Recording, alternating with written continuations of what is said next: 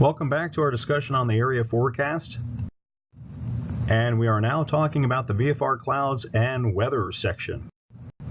So this is the next section of the area forecast. It's got a lot of information. Of course, it's broken down into different states, and also it has VFR Clouds and Weather, and then also an outlook forecast.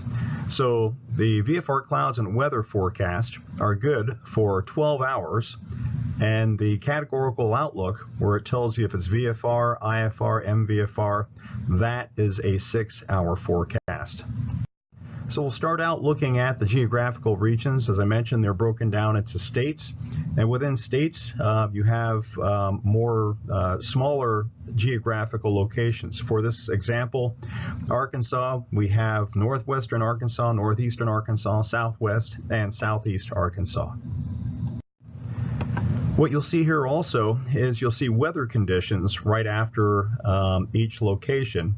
The first line says northwestern Arkansas, and the sky is clear. Now, the sky is clear at the issuance of this forecast, when this forecast starts. It goes on to say sky is cleared, but occasional visibility is 3 to 5 miles. After that, you notice that there are times, and these times are when the weather is expected to change. So for this next case, from 14 Zulu until 17 Zulu, sky conditions are supposed to be scattered at 15,000 feet MSL. And then after 17 Zulu, you see that you'll have overcast at 4,500 MSL. So those are changes to prevailing conditions. You may also see the term occasionally, and occasionally is very similar to tempo in the terminal forecast, in that it means that there is a high probability of that weather occurring. In other words, high means more than 50%, but it will occur for less than half of that forecast period. So less than half of the forecast period, however long that forecast is valid for, that little section, take half of that, and that's the time that that's supposed to be valid for. Also notice that they only have visibilities 3 to 5 miles in this forecast. If the visibilities are less than 3 miles, they won't report it, because they don't report IFR weather. If the visibilities are greater than 5 miles, you won't see that either, because they assume the weather conditions are good. So just about the only forecast of visibility you'll see is anything between 3 and 5 miles. Of course, precipitation is always reported, and as are thunderstorms. And then they only report winds if they're forecasted to be more than 20 knots sustained.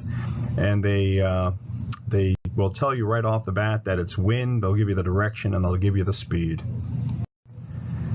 They also give you areas of thunderstorm and shower coverage, convective weather, and they use a very detailed terminology.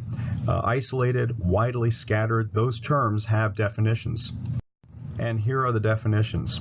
Isolated is just single cells. Widely scattered means less than 25% of an affected area. Scattered, or if you see areas, that means between 25 to 50% of an affected area. And numerous or widespread means more than 50%. And they may also use the isolated contraction to indicate an area of fog, ceiling, visibility, or whatever, if it affects a very small area, 3,000 square miles. 3,000 square miles is an area that's bounded by a 55 mile by 55 mile region, basically.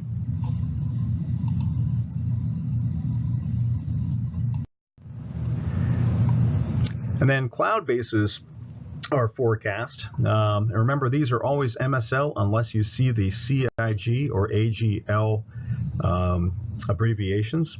And of course, the heights of the clouds are always in hundreds of feet, always in hundreds of feet. Cloud tops may be indicated. Sometimes they are, sometimes they're not. And those are also MSL altitudes and in hundreds of feet. The only significant clouds they'll put in are cumulonimbus and also cirrus. And then Sky conditions are not repeated for each new time group. So if you see visibility change but no clouds reported, then use the clouds from the previous group, the previous time group. And then for the categorical outlook, remember this is the last 6 hours of the forecast, and they do a categorical outlook for each geographical area. They use the terms VFR, MVFR, IFR, and low IFR. You should be familiar with these. They will tell you when it's IFR or MVFR what's causing those conditions. Is it ceiling or visibility? And when it is visibility, they will give you the restriction to visibility. Also, they will tell you in the categorical outlook if the wind is greater than 20 knots with the contraction WND. They will make amendments to the area forecast if there are weather conditions that are lower than expected, that were not forecasted, or if they were better than expected, that were not forecasted.